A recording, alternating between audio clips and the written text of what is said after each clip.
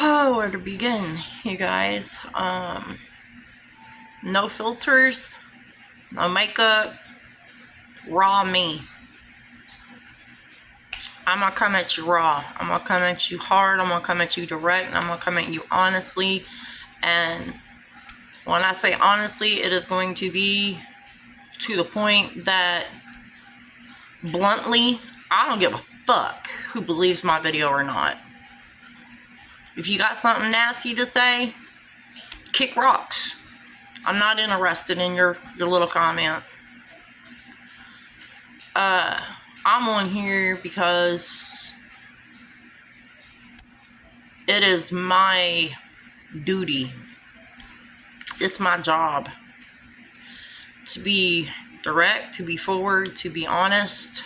Whether I want to or not, I've got to be obedient and submissive to the gifts and to the will of God.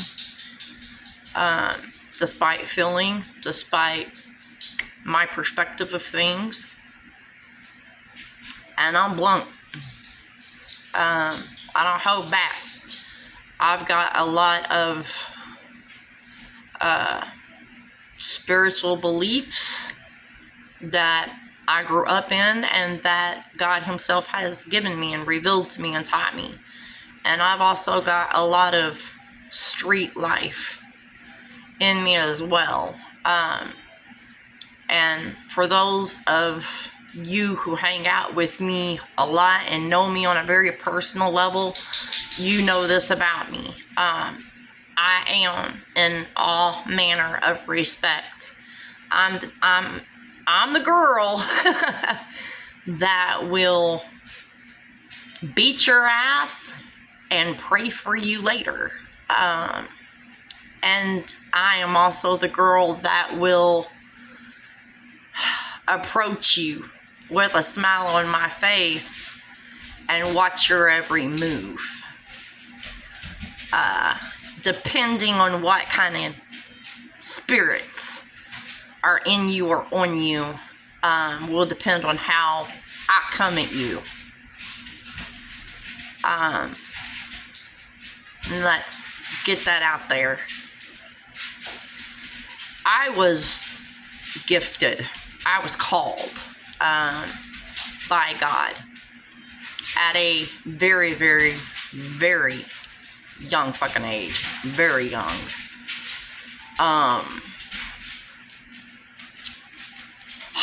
And I didn't have any person or persons to like be there to guide me through the process of being spiritually gifted and being called and being chosen by God. Like I just didn't have that, even though I attended a UPC apostolic church.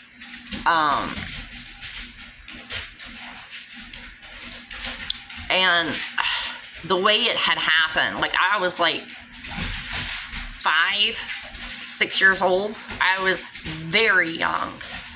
And around that time in the church I grew up in, which was supposed to be UPC Apostolic Pentecostal, the tongue-talking holy roller kind. Yeah, I'll keep my comments to myself on that one. But that's how I grew up. I stayed in that religion, in that faith-based religion for 18 years of my life, till, God got a hold of me, pulled me to the side and revealed the real truth to me, and not just like being submissive and obedient to what man says, but really like God leading me into him, into his word, his love, his truth, not man's perspective of it. But until I was, 18 and older, I kind of followed through for the most part. Not completely, but I followed through for the most part with the religion that I was raised in. And when I was young, in one of the church services that I was in,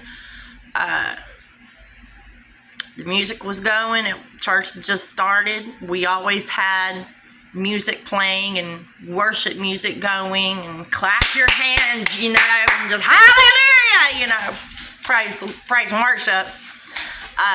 Or that soft, sassy kind of like, you know, and I can feel the presence of God kind of music. Trying to keep my opinions to myself best I can. Like I tell you, I'm for dude, but I've learned to restrain myself in some areas. But church service had just began. Music worship was going. People clapping their hands, lifting their hands, praying, and I had recently just been baptized. I had recently spoken in tongues, and during this church service, you know, as a kid, I'm sitting there and I am joining in, you know, in the environment that's taking place around me, and I'm clapping my hands and I'm singing the song with everyone else, and the song starts ending, and before another song can be played, you know, and sung and worshipped, I hear this voice. It is a voice that is male sounding, not female, but male. And it was one word that I heard. And this male voice said my name, Summer.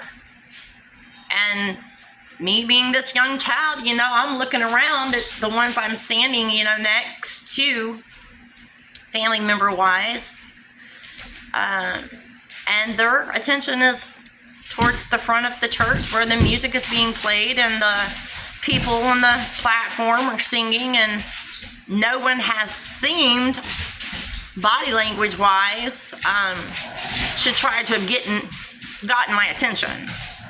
And I'm like, okay, well, maybe I'm hearing things, you know, and I shove it off, and I continue, you know, song has started, people are singing, they're clapping their hands again, worshiping, and I'm like, okay, well, I join in again. In that young era, in that age, it's kind of enforced for children to participate with praise and worship in that environment. You don't get to just be a kid and do your own thing and play and while church is going on. You are to be involved. That's just kind of the standard there. And so I'm you know, getting back involved with what's going on, and again, I hear the same voice, and it says my name, one word, Summer. And and I know I have heard this voice. And I'm looking around, and again, no one seems to be trying to get my attention. And to the point where I'm not just looking, you know, left or right, side by side, to like, who is saying my name. I actually turned and looked over my shoulder to check behind me. If there's any guy sitting behind me in a pew, nobody's behind me. No one is seated in the pews behind where me and my family is sitting in a church service. And I'm really like confused. Like, I know I heard my name said now twice. I know I have. And I tag on my mom, because she's one of the members beside me. And I said, did you hear that? And she said, hear what? I said, somebody said my name. And she said, no, I ain't heard nobody say your name. She said, quit playing. Pay attention to church. You know? And I'm like, I'm getting in trouble here.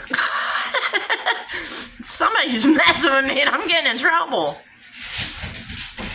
Okay, you know, you gotta be obedient to your parents. So I'm, you know, again, la-di-la-di-la, you know, in the church service.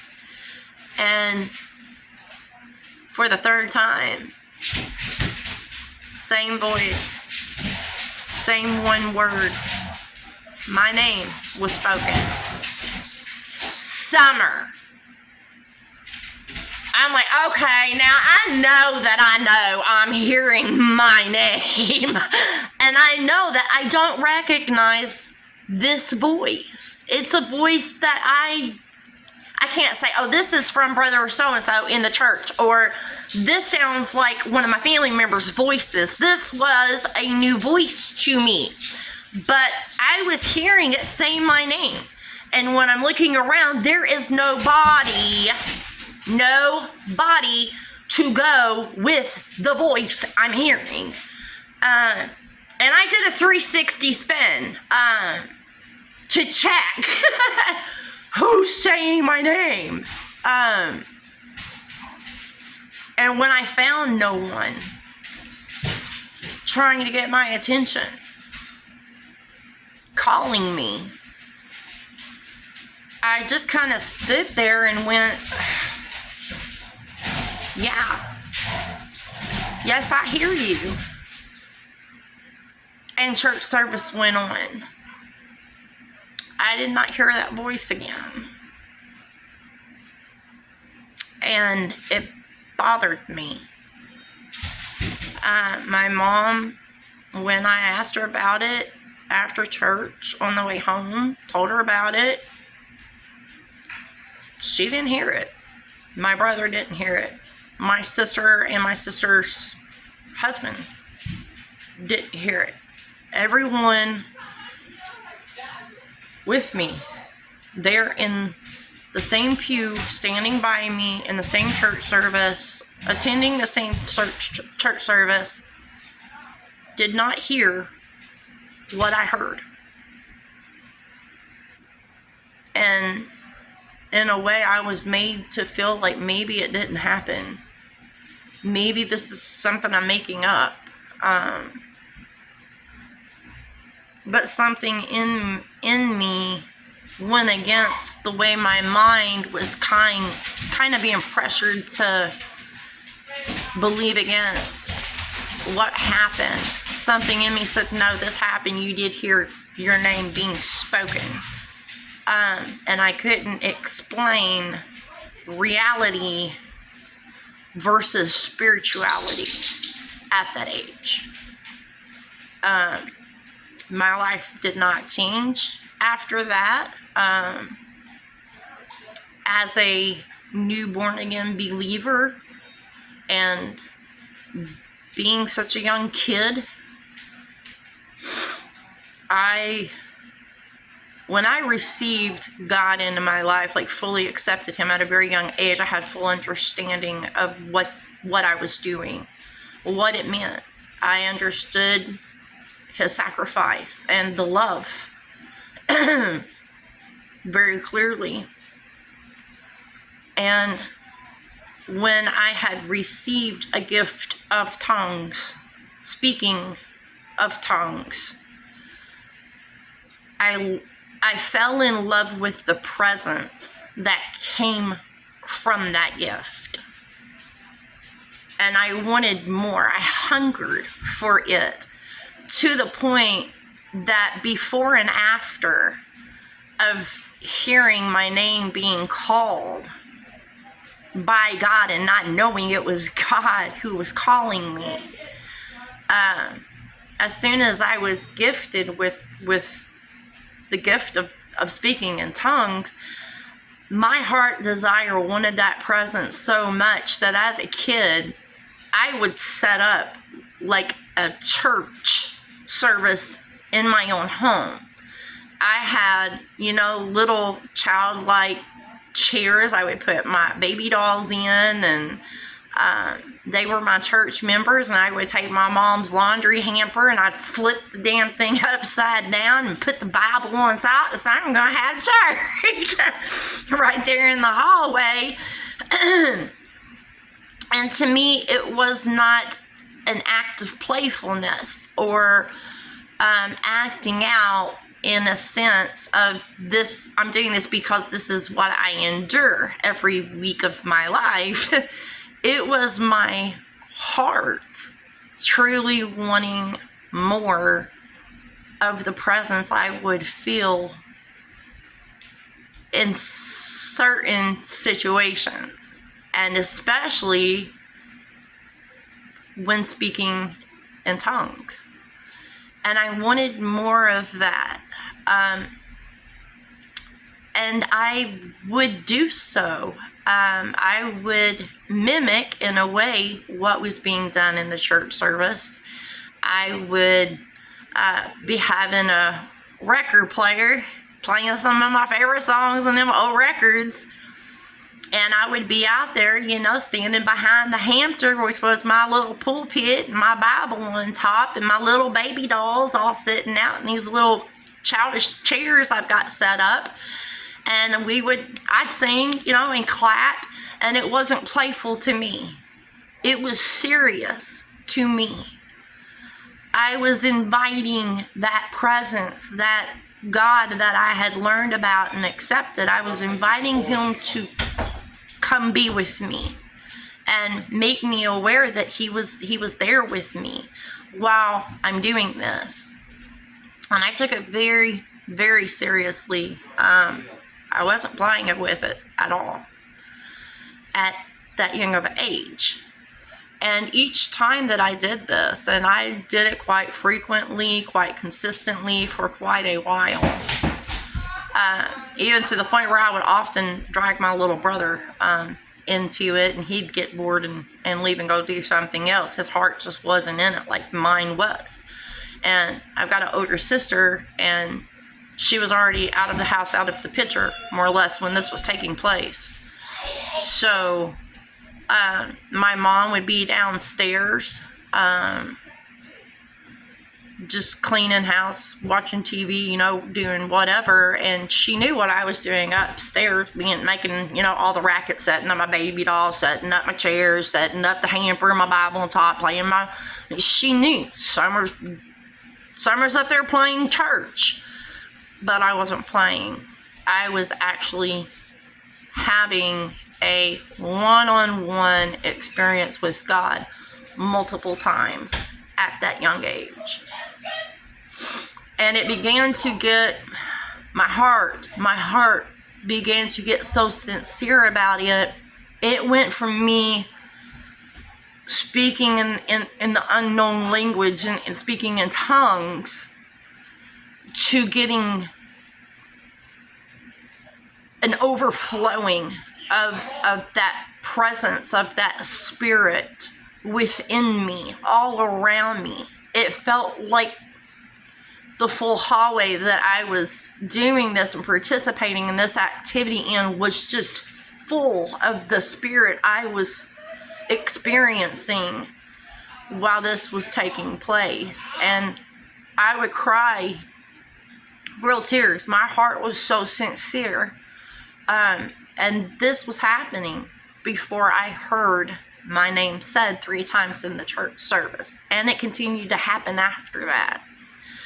But after I had heard my name said those 3 times and no one around me being aware of it, it left me with curiosity.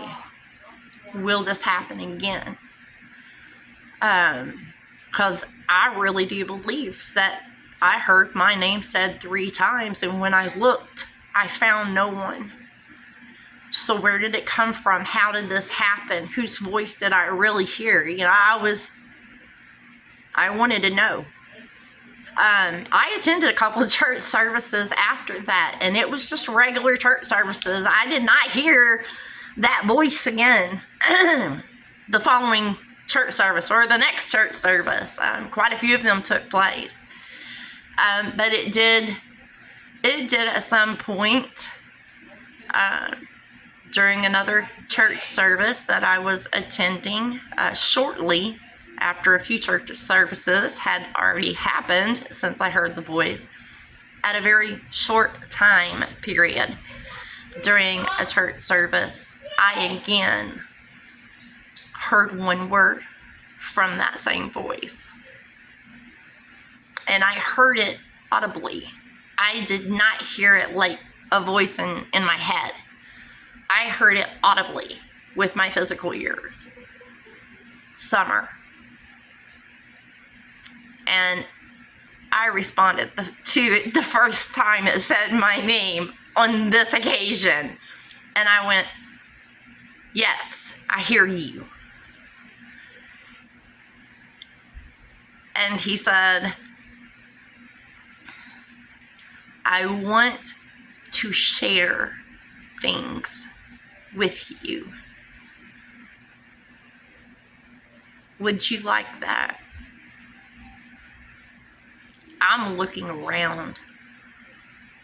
There's nobody around me that is speaking to me physically at all.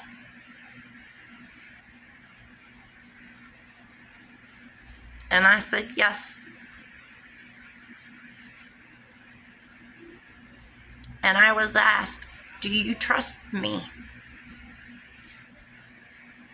Something in me, while I was hearing this voice, I knew, full-heartedly knew, that just from the sound, I recognized the presence, the spirit that I was feeling inwardly, internally, as I heard this voice, that it was exactly the same presence, same spirit, without doubt. No doubt at all. I feel this when I speak in tongues, when I pray, while I'm crying with tears coming down my cheeks, wanting more of God. There's this presence that just, wraps you up, more or less. And I felt that while hearing this audible voice.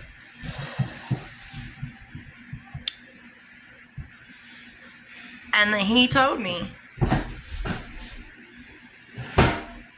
you're my child.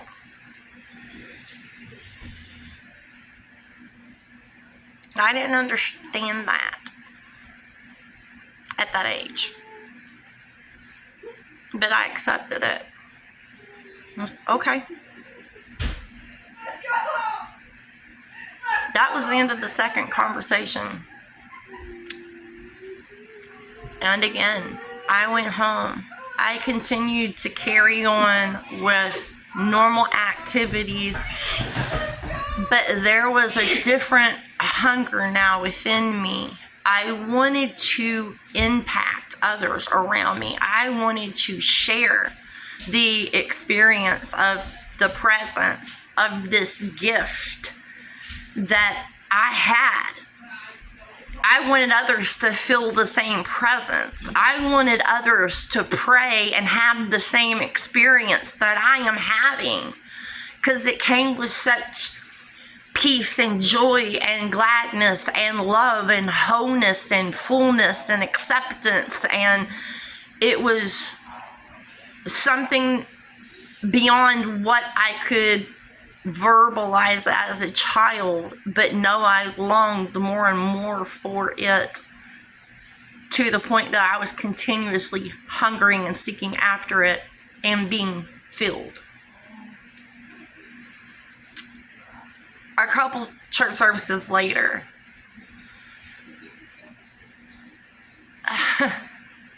me being a kid,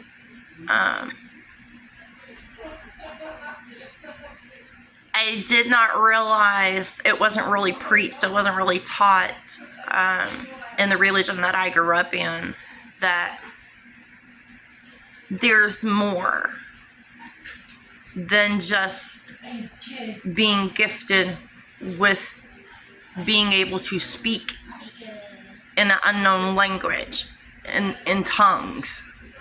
That was not so often preached or taught or spoken of. I was aware through Sunday school lessons. I was aware through occasional preachings that God existed, that his son was crucified, loved us, and resurrected, and that he was coming again. I was founded on the basics, more or less, of faith. I was taught about angels and demons. I was taught about heaven and hell, and how Satan is real and he exists and he is an enemy. But to go into depths on those types of spiritual beings, that did not happen in the church that I grew up in. Everyone believed that these things were real. I believe that they were real. But I did not believe to the depth of it being so real that it was and is and could be revealed in my reality. And I hope that makes sense to you. But I had a very young age awakening. A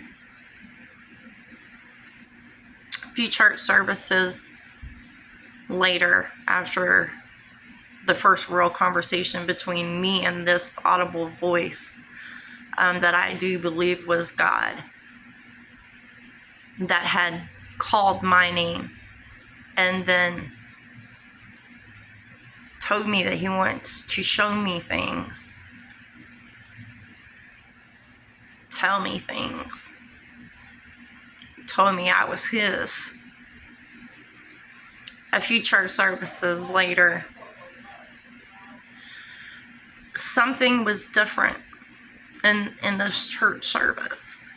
We were used to having outsiders that did not attend the church service on a regular basis come in and visit and stay through a whole church service, and sometimes they would come back a few more times and they headed out and we didn't see them again. And sometimes people would just be family members of family members that attended our church and was just there for a quick visit, and we didn't see them again. And sometimes, it's just strangers coming in for one church service and you didn't see them again. And then oftentimes strangers would come in and they would join the church and become part of this church member community. And this one man, young man, had to be in his mid-20s, late 20s. He was a stranger. He had never been to our church service before, to my recollection. And I was still same age. I was about 5-6 years old. And there was something about his charisma. To everyone else in the church service, it was just some young stranger that maybe knew someone and got invited to the church service, and he decided to come and check it out. They welcomed him, shook his hand, and church service went on like it, normally does. And throughout the whole church service, something in me was like, there is something different about this dude, and I don't know what it is, but I do not like what I'm feeling, what I am sensing about this man. And I don't know him from nowhere. Like, he's a complete stranger. But something in me was like, it was like I was feeling a weird type, a negative type of vibration coming from him. And it was making me very uncomfortable. And I didn't know why. And I watched him a lot throughout the church service. It was that off-putting to me as a child. And everyone else went on like they normally do. In the church service, they clapped their hands, they praised, they worshiped, they sang songs, they stood up and testified, they shouted, they ran around the church, they gave their offerings, and the pastor preached. And this stranger, this man, complied with everything that was happening in that church service. I saw him clap his hands. I saw him read the words up on the board and try to sing the songs and join in. I seen him raise his hands and pray and worship, and he came across like maybe this wasn't his first time in a church. And regardless of what I was seeing take place that seemed to be normal, like any other church service, I could not for the life of me dismiss that. I just know that I know there's something different about this guy, and I do not like it. I'm uncomfortable. And towards the end of the church service, the pastor was closing on his preaching message, and that's usually whenever they have an altar call for people to come up to the altar and give their life to Christ, or repent, or have people pray with them, or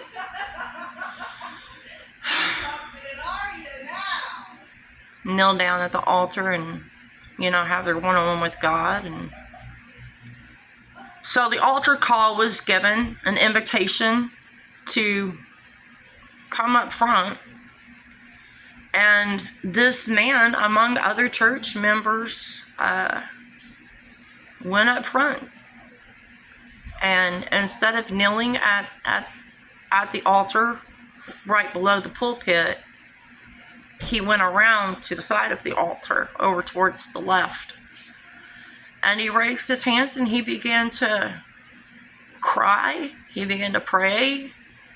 Some of the men that attended our church regularly went over there and began praying with him. He had a nice little crowd around him, and I heard God's voice speak to me.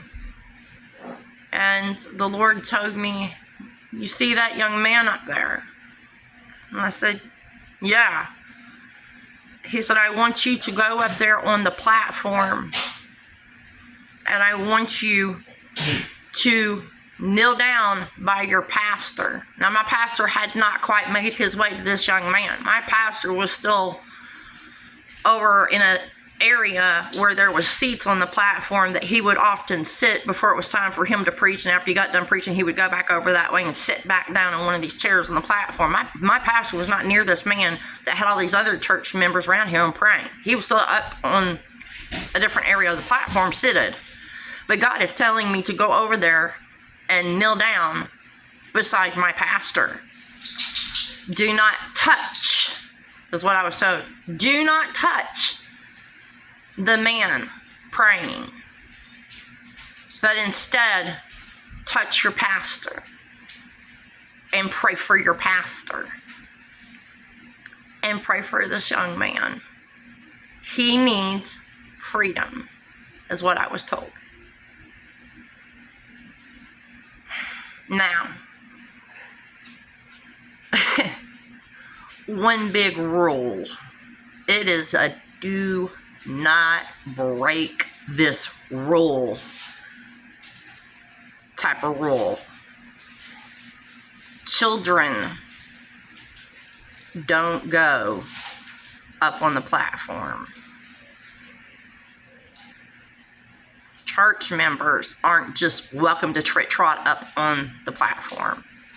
That is for the pastor, the assistant pastor, the evangelizing minister that may be passing through, or the praise worshipers that lead in songs and singing, and those that play the instruments.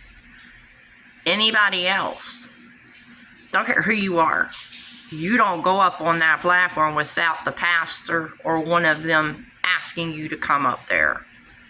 This was a do not do kind of action. And it scared me that God's telling me to do something. I know it's just like I'm breaking a rule. You're going to give me a self-edge trauma. I'm getting a whooping for this. My mom's going to spank my butt. My pastor might even belt me for this. Like, there was this, I was a kid, and that childish fear within me arose. Like, I'm still new to hearing the voice of God, y'all, so give me the benefit of understanding in this moment. Well, I'm just kind of like looking up there at this guy, like I felt uncomfortable vibrations coming from him. It gave me an uncomfortable feeling about him that I could not explain. And now here God's like, you need to go pray for him. Don't touch him, pray for your pastor. Hold on to your pastor. Just pray for this person too. Just don't touch this person. I'm being told do this. And although the voice of God was so gentle and direct, it also had like this. You can tell the difference between like when your mom is talking to you and when your daddy's talking to you. There's not much leadway when daddy tells you to do something. You kind of know you better go do it. And there was that authority, even in the soft, gentle voice of God that came with directions and instructions. I knew this is something I am supposed to do. Like, don't just not do what you're being told to do. Even though I was full of fear. Like, I'm going to get my butt handed to me if I do this. But I tugged on my mom and I was like, I'm supposed to go pray up there. And that's all I told her. And she thought like I was going to go up there and go pray with one of my friends or probably kneel down at the altar. She didn't know like I was going to go like up there. The place you're not supposed to go as a kid.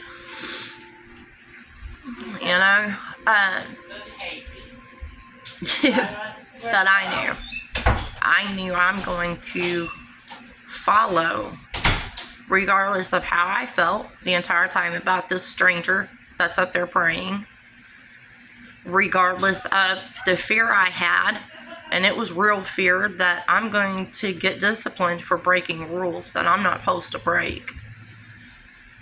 I'm still going to go through with what I am being told to do because I feel I'm supposed to. And it went beyond feeling. It went to like a knowledge. I knew and I understood the assignment at that young age. You do what he's telling you to do, what this voice is telling you to do.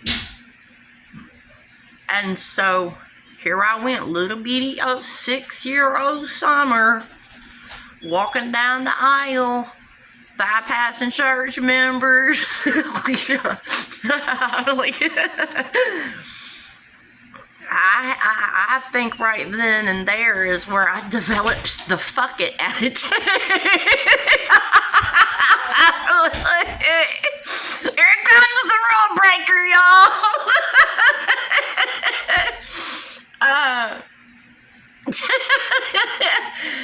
And I did. I walked down the church aisle. I trotted up on the steps, and there was a couple of cut, and I didn't listen to the no, cut, you ain't supposed to.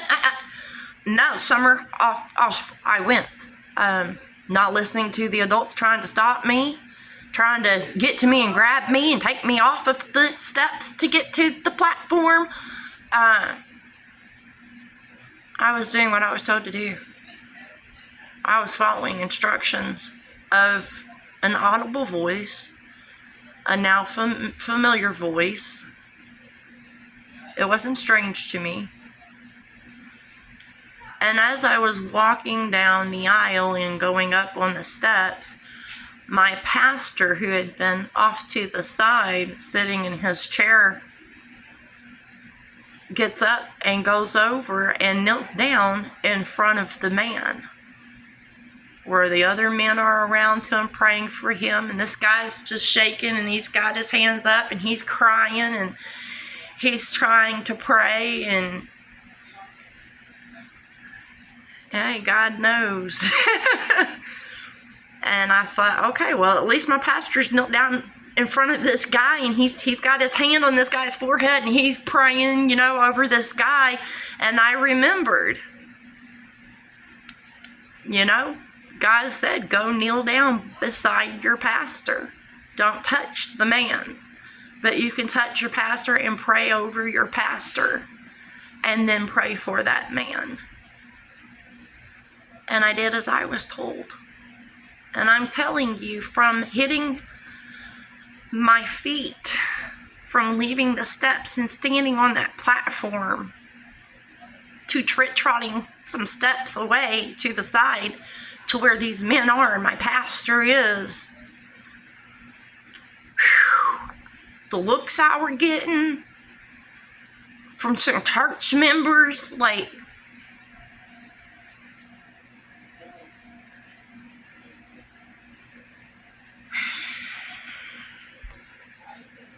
harsh, hateful, disbelief. My mom, shock, embarrassment.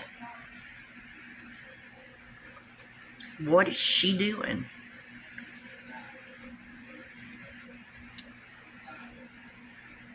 I'm doing what I've been told to do. And I walked over there and followed the instruction I was given by God. And I knelt down beside my pastor, and I put my little hands up on his shoulder blade, and I began to pray for my pastor.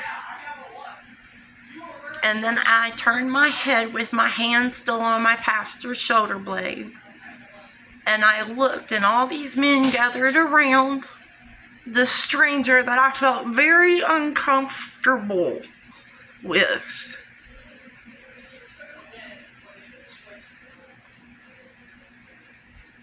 The Lord spoke to me while I was getting looks from congregation members, while I was getting these confused looks from the men around him that were praying for him. When they would lift up their head and go back down and bow their head and be praying for this man, I was getting some looks, y'all. This kid ain't supposed to be up here. She needs her ass beat. Looks.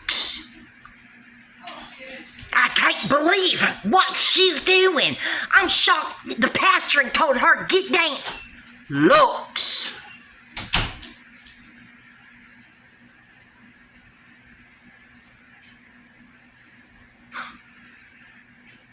My hands on my pastor's shoulder. I've prayed now for my pastor. Over my pastor. And I'm looking at the crowd. I'm looking at the people in front of me. I'm looking at this man that's crying. And God speaks to me.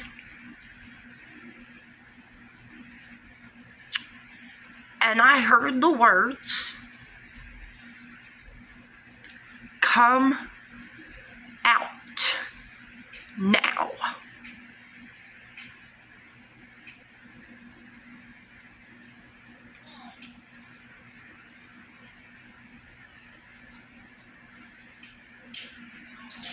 Six years old.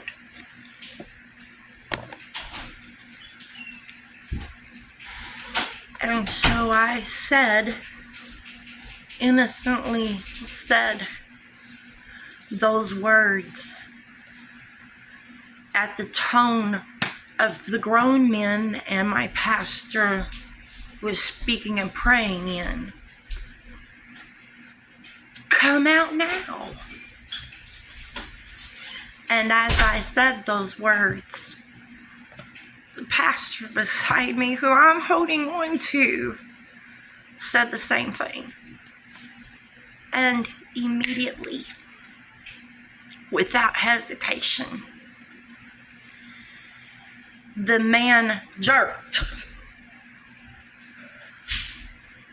And everybody got excited because the background congregation thought, oh, he's getting the Holy Ghost. No. That is not what was happening. This dude was far from getting the Holy Ghost. He was getting a portion of deliverance. Because instantly, as me and my pastor had said those words, And this man shook 1, 2, 3 times as each shaking took place. And it was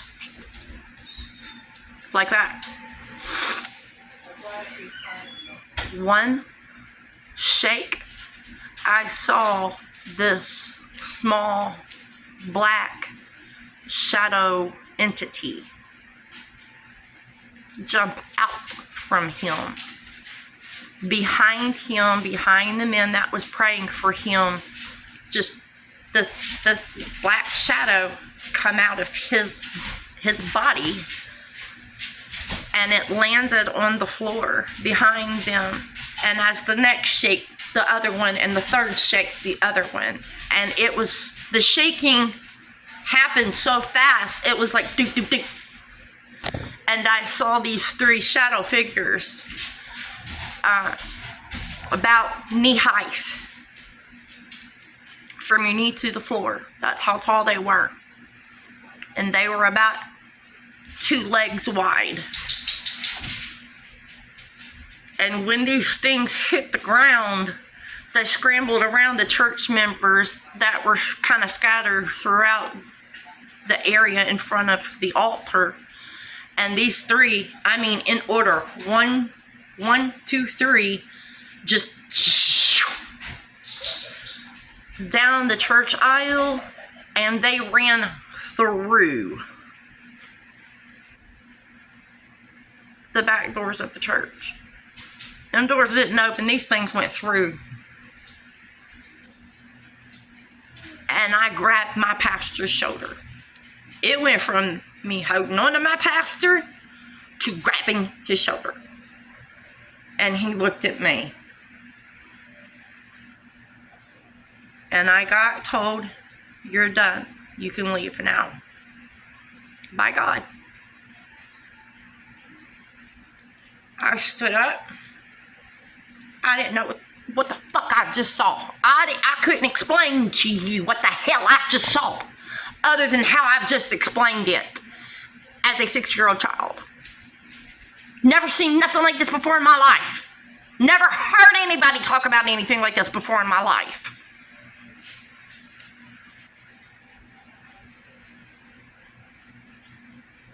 And as I got up, and I got off of the platform walking down the steps, I looked back at the man, and I still had a very uncomfortable vibration feeling still coming from him. And I thought, oh my God, there's still more of these things in him, and I know it. And you cannot tell me otherwise. I know that I know. Well, I went back down to where my family was seated, or standing. They were standing in the pews. And I went up to my mom, and my mom's like, "Did he get on to you? You get in trouble for going up there?" I said, "No." She said, "You can't go up there." And I said, "Mom, I saw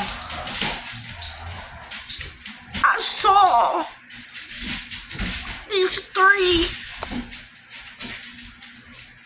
black shadow figures quickly in a row jump out of this guy, and they come down the aisle here, and they just went through the back door. I don't know what I saw, but it's scary. It scared me." I said, "Did you see him? Did anybody see him?" And I asked this because I had the understanding that if they're not hearing the voice I'm hearing, can they at least say what I'm seeing? And she didn't see it. No one in the church seen it. There was no response to what I just saw with my 2 eyes that just took place. Not a soul in a full 230 people in this church service. Again, I was made to feel like I was the only one.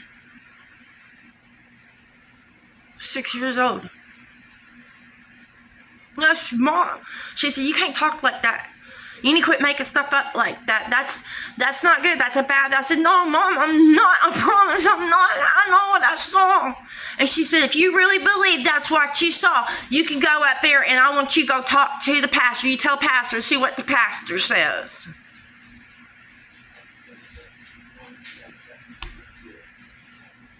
Okay.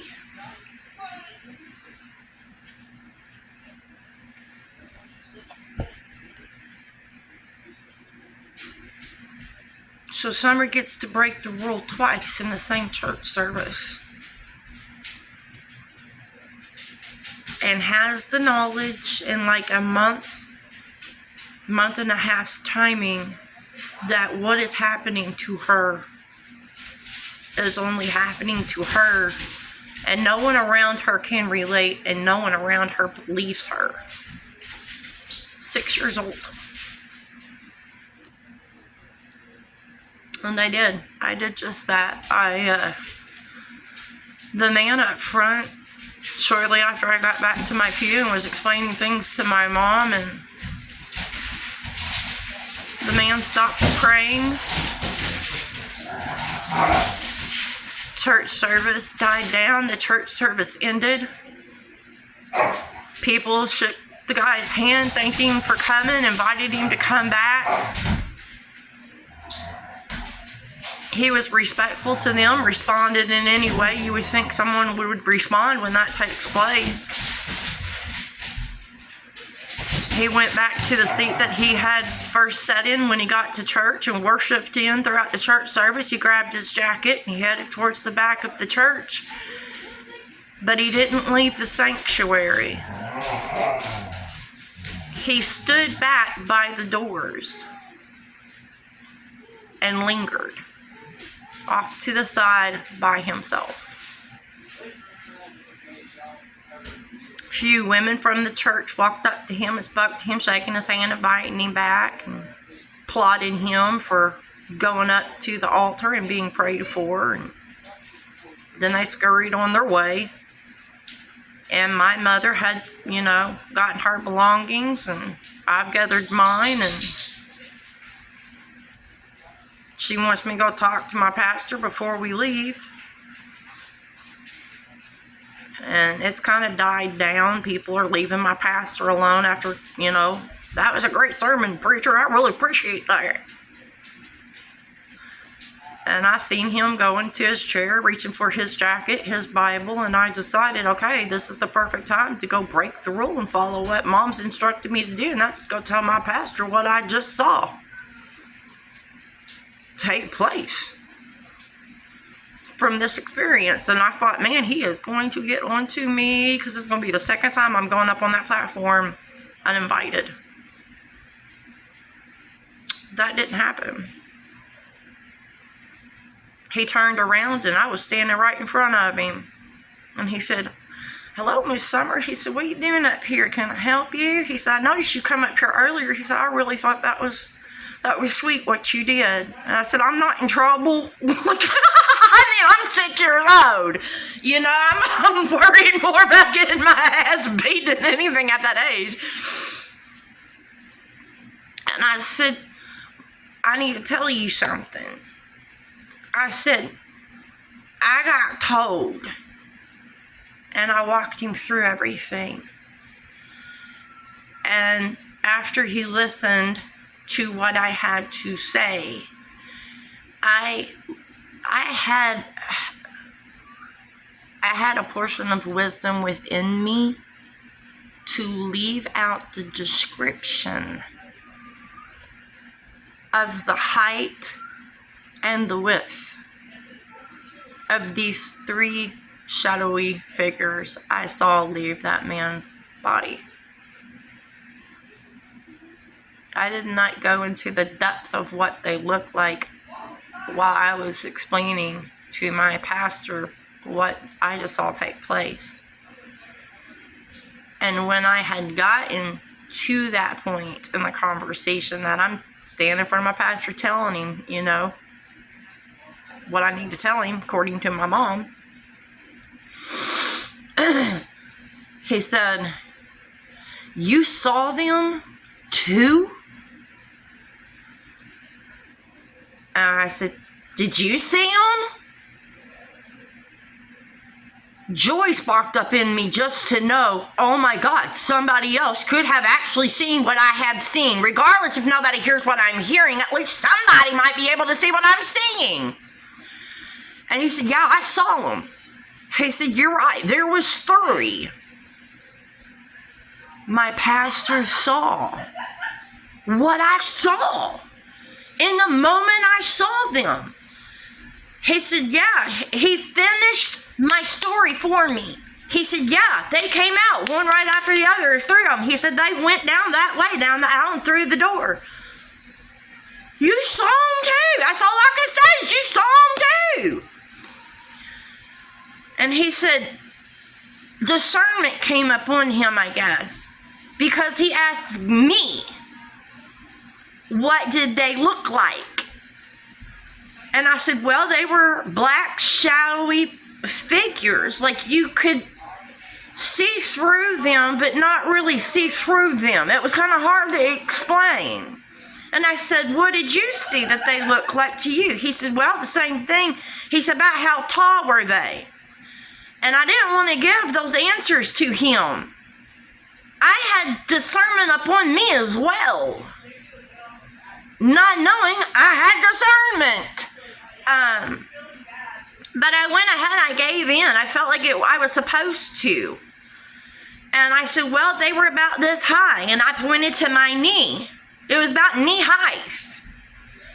And he said, yeah, and about this wide. And I went, yeah. And we discovered we both saw the same height, the same width, and the same exact thing. When I had went up there under obedience and did what I was instructed to do by God. And he said, I'm glad that you listened to that voice. How often do you hear that voice talk to you? And I said, well, it's only spoken to me a few times, but I feel like I'm supposed to listen to it. He said, yeah, you are. He said, Summer, you're hearing God.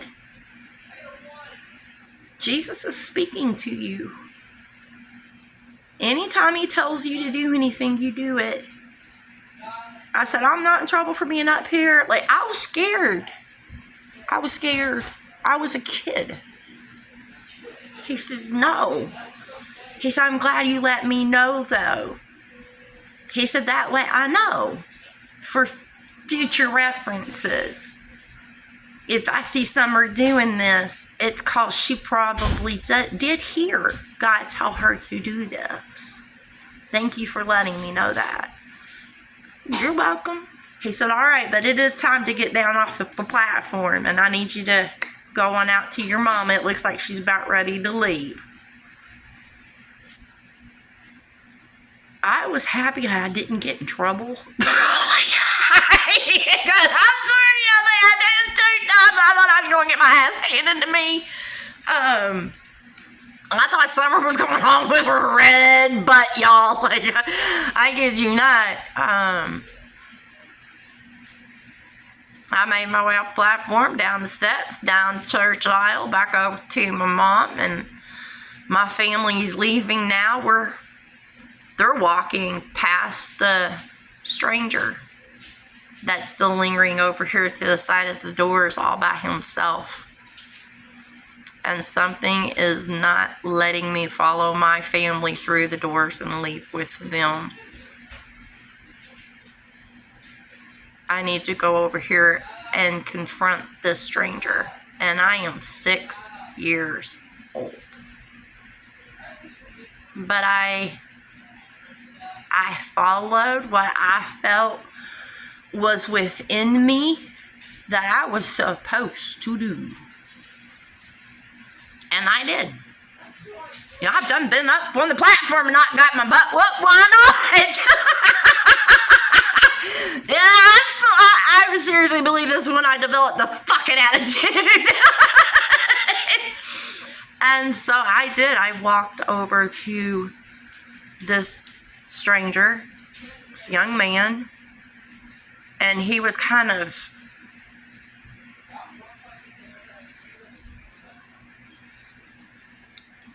in that body language. And when I approached him, he stiff. And he looked down at me and he smiled. He said, "Hi."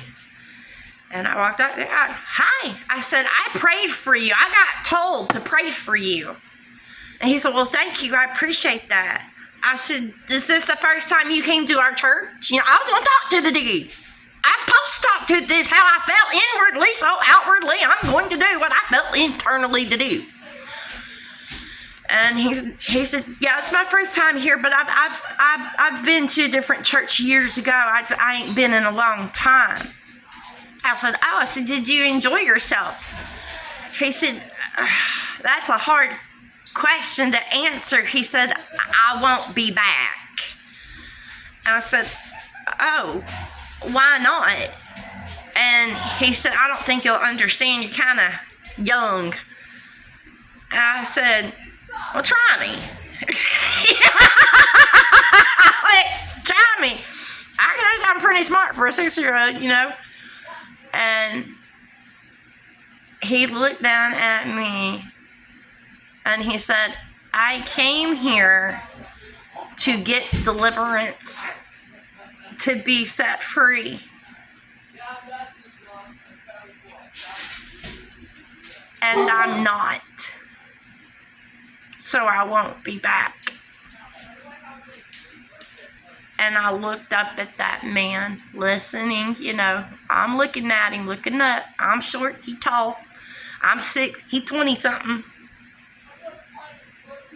And my face got serious.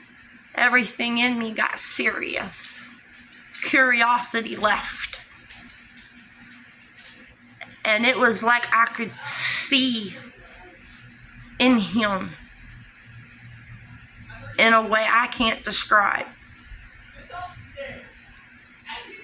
But I was looking up at him and I said, "You still have more of those black things in you." And that man, "How do you know that?" "I see them." And the best way I can explain to you as to what I could see in that man was like if you're looking in a front-loaded washing machine and that glass door is there and you can see your laundry kind of tumbling. That is what I saw within him, was these little black like images, shadows, just fumbling and tumbling all over one another. Lots of them. And I knew what I saw was real. Especially after hearing my pastor confirm what I saw, he saw too. I knew it was real. And this man's posture, attitude changed. And his eyes went dark. And he looked at me, straight face, no emotion. Veins began to pop out. And he opened his mouth.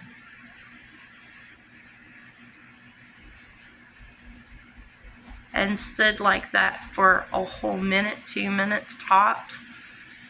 Not speaking. Something else was. Multiple things began to speak out of him to me, 6 years old. That was my face. Because I heard different voices, strange, weird sounding voices. And his lips wasn't moving, his tongue wasn't moving, but there was voices, multiple voices speaking out of him. Some I heard in English, and there was others speaking in languages I could not decipher, I couldn't understand, never heard before. I didn't like the sound, the tone. It confirmed the strange vibrations that I felt the minute that this man walked into the sanctuary. The voices confirmed that they were that weird feeling I was getting in this happening right in front of me.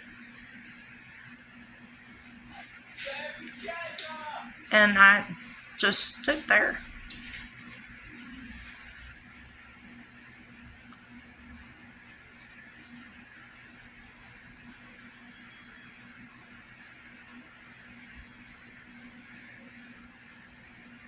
He finally shut his mouth, and I looked at him and I said, we can get those out if you want. They can come out like the other ones did. I said, 3 of them left you. I saw them leave you, but you've got like 7, 8, 9, 10, 11 still in there. You got a lot in there. He said, I know. And I want them gone. I've went to different places to get them gone, but you can't do it here. I gotta go. I'm sorry. And he just right by me through the doors. And he was leaving our church.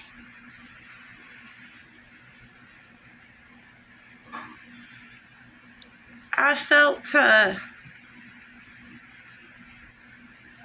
sadness I've never felt in my life.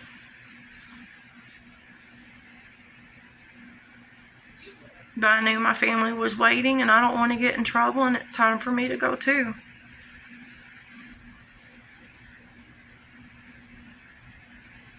So I left too.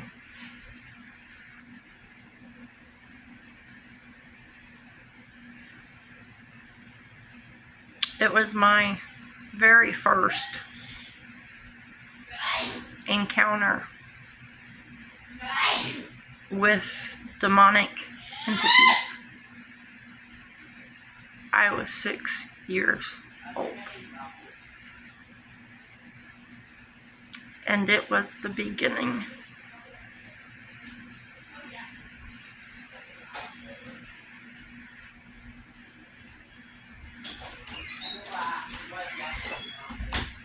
And there's so much more I've encountered, I've experienced throughout my life.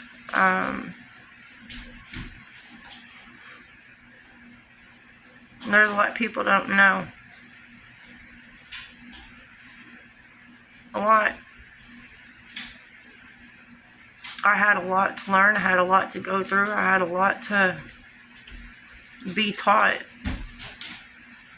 And I later found out that although my pastor saw them as I did in that one occasion, the remaining part of my life, he never saw again. And I never really needed to go up to him and explain to him things again. Not in that manner. He became as the rest of the members around me. Didn't see, didn't hear. Just me. And it created division. It created an outcasting, downgrading, jealousy, hatefulness. Became clear emotions and thoughts towards me from quite a few church members. Friends treated me different for years to come. But I didn't let that really affect me in any way to continue to hear, to obey, to submit, to be obedient. I didn't let it change my character. I didn't let it interfere with my spiritual walk with God. each different situation I was placed in, I hungered more and more. Give me knowledge, let me learn. As long as I feel your presence with me, that I know you're with me, I'm gonna do what you tell me to do. And I'm 40. I'm 40 now, and none of that has changed. So when I say I have a lot within me to talk about, I have a lot within me to talk about, and I'm a straight shooter. I'm not here to play games. I'm not here to get attention. I'm not here to mess with people's heads, mislead anyone. I'm here because after a certain amount of videos of revealings of things that I've been through and experienced that you watch, that I'm going to upload and give you, I'm telling you this is leading up to a warning, a serious warning of prophetic visions I've been given, revelations I've been shown and experienced that I know about, that if I was to jump on here today and just give it to you, it would be dismissed quickly by you. So I felt led to give you a background history lesson on Summer, where Summer comes from, what Summer has endured, what Summer has experienced, how much Summer has been gifted and called. So when I speak of a warning, you truly take heed to it.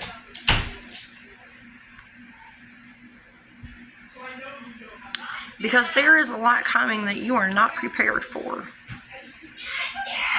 And you need to know. You deserve to know. And I'm going to give it to you in a manner of gentleness, in a manner of being direct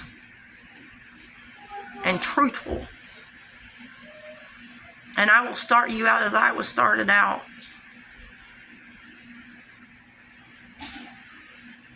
Because you deserve that. And so if you want to hear more, I've got more to give. As full as I am of testimonies, I'm full of a lot of other stuff too.